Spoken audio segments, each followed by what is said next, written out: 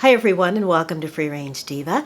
Thank you for stopping by today. I have a beautiful recipe for a meatloaf that I think you're going to love. It was inspired by a Greek recipe for an elevated version of what is really a meal that's served throughout Greek households. It contains local ingredients for that region of the world. However, I live in Southern California, so I have adapted it to include ingredients that are local to my area. And I would encourage you, as I start to show you this recipe, to think about things that are local to you that you might want to substitute if I am showing you things that are not in season or local to where you are. The original recipe features a meatloaf wrapped in grape leaves, but of course can't get grape leaves here. So I decided to try, the first time I made it, I decided to try kale, wrapping it in kale leaves.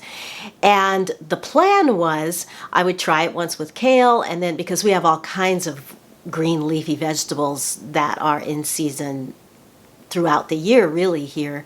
So I was going to try maybe wrapping it in collard greens, mustard greens, whatever, cabbage. But the first time I did it with the kale, it was perfection. The flavor was just perfect. So I never tried anything else. The original recipe also has zucchini in it, which when I first made it, we couldn't get zucchini here. It was the middle of winter.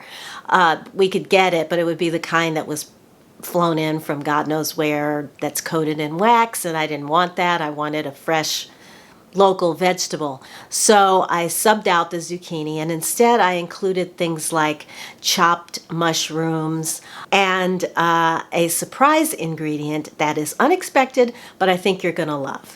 It also included half a pound of ground beef along with half a pound of ground lamb, which again was not in season, so this recipe uses all ground beef. Before we get to the recipe, I quickly want to talk to you about the nutrition value of buying grass-fed and preferably grass-finished beef over conventional grain-fed feedlot grown beef. This is kind of important and it won't take long, okay? This information came from WebMD, by the way, in case you're curious.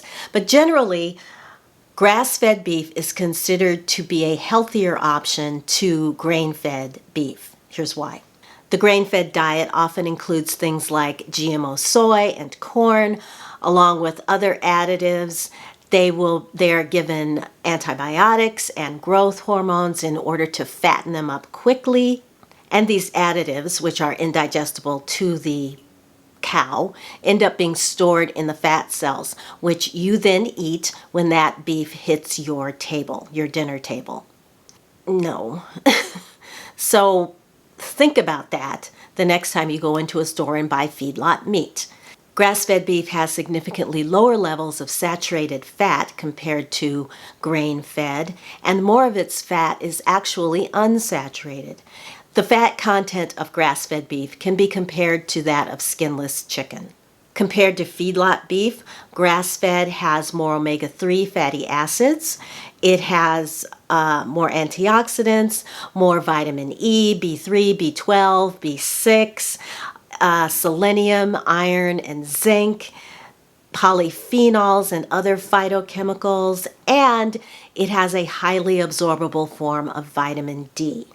Finally, it's a complete and high-quality protein that is also very bioavailable. So if you can find a way to fit grass-fed beef into your budget, you would be going a long way towards making a really healthy choice for yourself and for your family.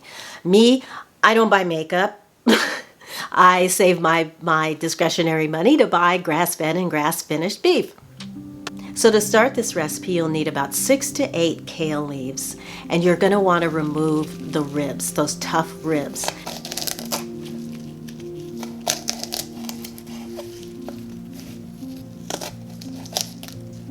You're going to want to boil these kale leaves in unsalted water for about 2 minutes. So you're just blanching them to make them soft and easier to fold around the meatloaf. Remove them and drain them in a colander and then set them aside.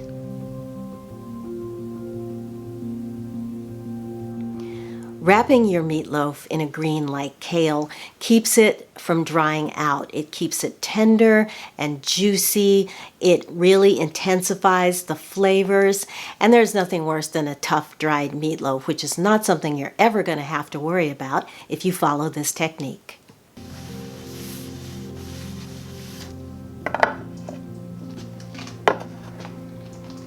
Next, you're going to want to start to prepare the vegetables. You'll need about half a cup or so of shredded carrots. So that's the first thing you're going to do is shred some carrots. I look at measurements but more by eye, so the measurements that I'm going to give you are an approximation. I like the idea of having a balance of everything in the meat, which means that sometimes if it's a very strong flavored vegetable, you might want a little bit less. But generally, we're going to want to put in about a half a cup of each vegetable. So starting with carrots, I then chop up some mushrooms, very finely chopped. You want everything chopped very finely because you want everything to be about the same size as the shredded carrot. I always have bell peppers in the freezer, and this particular bag includes green peppers, which I don't like at all. So I'm going to remove the green bell peppers and just finely chop up the red and the yellow peppers, again to about a half a cup.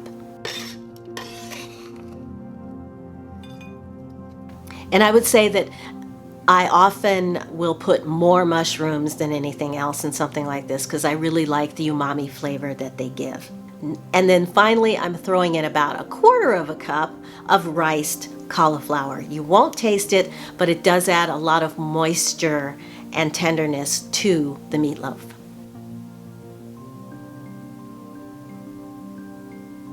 As you'll notice, most meatloaves have onion in them, but because the first time I made it, I didn't have any onion that day in my pantry, and I used onion powder, and I like the flavor so much that I've just continued to use onion powder.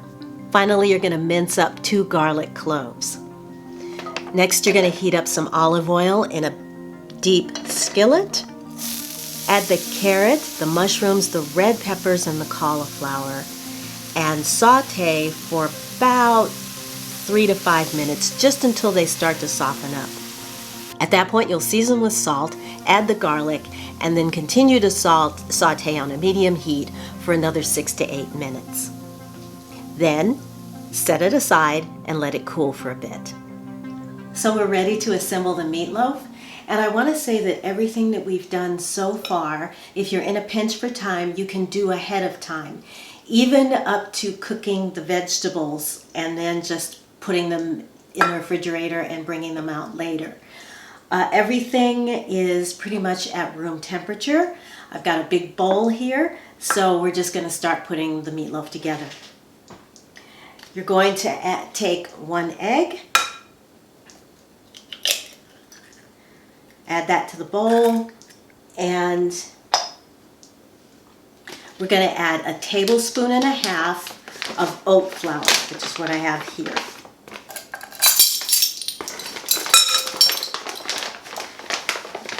I like oat flour because it is gluten-free. The original recipe, as I mentioned before, uses a slice of bread that's been soaked in water, and then it breaks down when you put it into the meatloaf.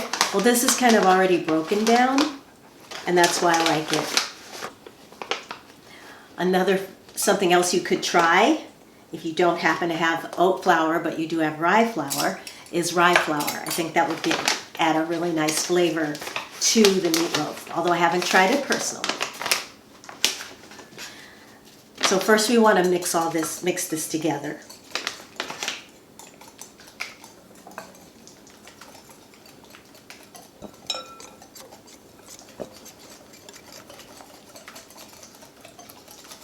Once it's all mixed, it kind of looks like a batter, and that's when you know it's ready to add everything else to it.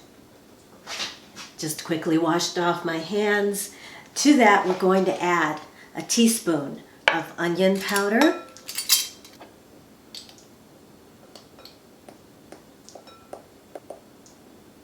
it's actually more like a half a teaspoon of onion powder, a scant teaspoon of oregano,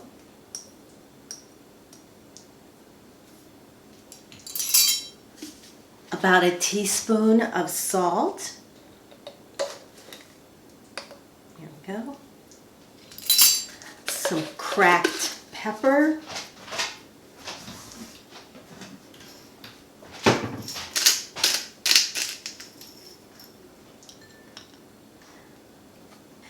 These are chopped tomatoes. They come, I get them from Palmy, the company that comes in a box. And we're going to put in about a half a cup of these chopped tomatoes. If you're using whole tomatoes, you just want to make sure that you grate those first. The vegetables.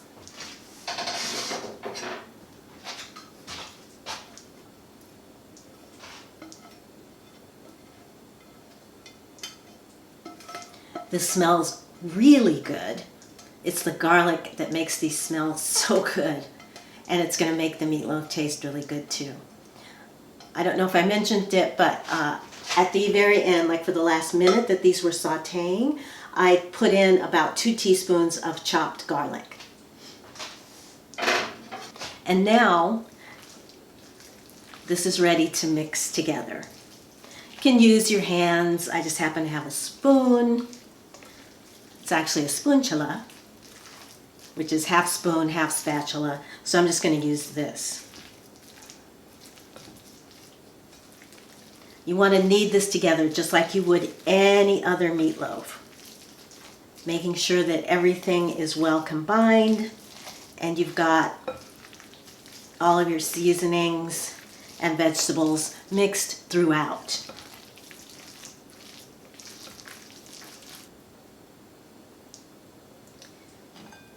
And just for the heck of it, I'm just going to get my hands in here just to be sure.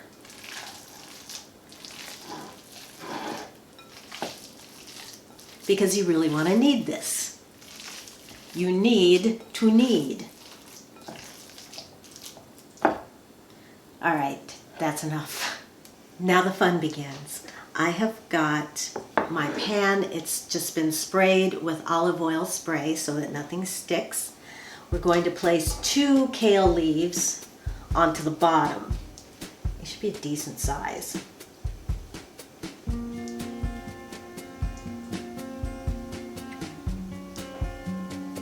Then we'll shape this into a loaf and add it to the top.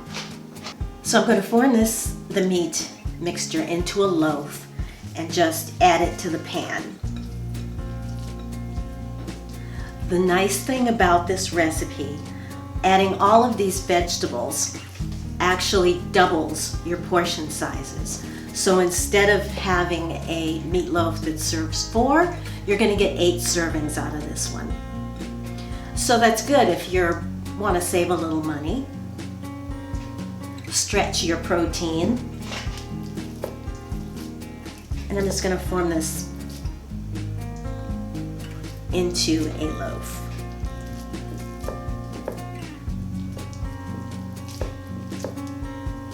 Right on top of the kale leaves. I'm adding just a teaspoon or so of olive oil to the kale. It just makes it a little bit slippery, so it's easier to handle. Mixing that up in there, and then we're just going to cover this with these leaves.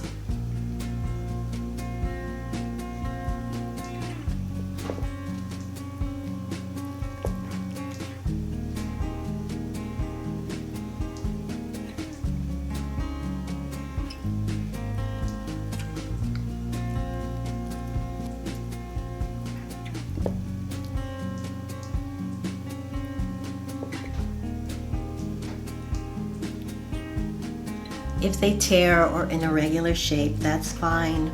We're just going to make sure that the meatloaf is covered. That's the most important thing.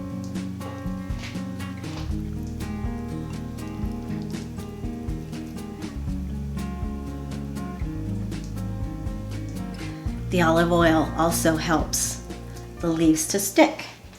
The other day we had gone to visit a doctor visit. I'd taken my mother for her checkup, and I was looking at the notes to see the physician's notes in her chart, and under diet, they had listed her diet as California Fresh, which I thought was absolutely adorable, and it does kind of sum up the way that we eat, at least the way I like to think that we eat, California Fresh. So that's what this is going to be. The cuisine of the day is California Fresh. So this is pretty much covered. There's a couple of little spots, so I'll add a little extra kale to it. Doesn't really matter as long as it looks pretty. Okay, so that looks good. Then the last thing that you want to do is drizzle a little bit of olive oil on here. There goes the oven. It has been preheating. I've got it turned up to 375. Let's use, so that I don't do too much, I'll put the olive oil here. We'll do this way.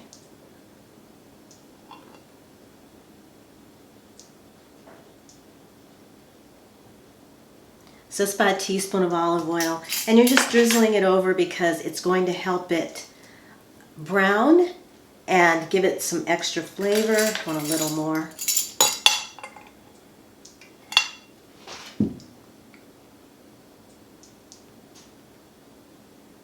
It's going to taste really good. So I'm just spreading that olive oil over the top. And then the last thing I'm going to do, which is optional, but it's kind of nice, this is red wine. You can use white wine, you can use lemon juice, you can skip this step altogether, but I'm just adding this into you can also use broth. I'm just adding this into the bottom of the pan, and it's just going to give it a little more flavor as it cooks. So I'm going to cover this and let it go at 375 for about 40 minutes. Take the cover off, check it, and let it continue to cook uncovered until it hits about 180 degrees. All right, and then I'll come back and we'll show you the finished product.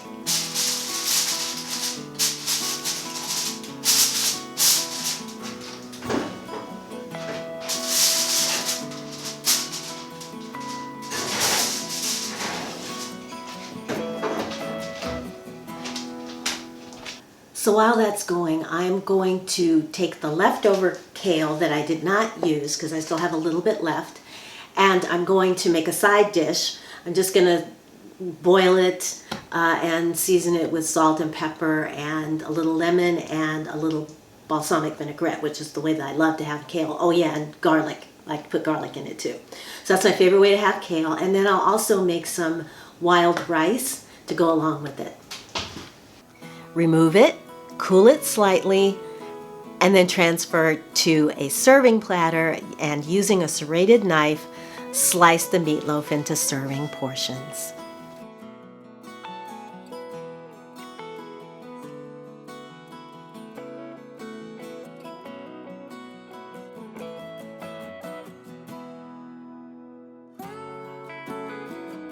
The first time I had this, have you ever eaten something that was so good and so unexpected it brought tears to your eyes?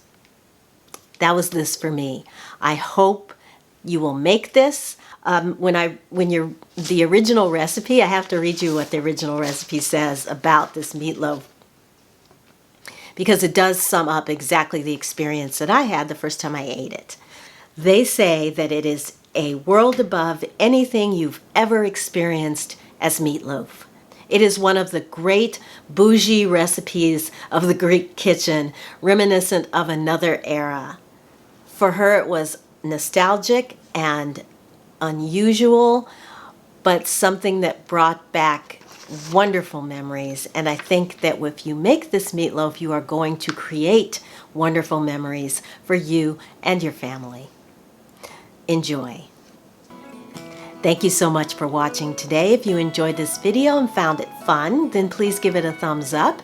And if you'd like to see more from me, then please subscribe and hit the notification bell so you don't miss a thing here at Free Range Diva. I thank you from the bottom of my heart. I hope that you will make this and that you will love it as much as I do. I will see you very soon, and until I see you again, I'm wishing you a wonderful day, a wonderful week. Take good care of yourselves, and I will talk to you again very, very soon. Bye, everybody.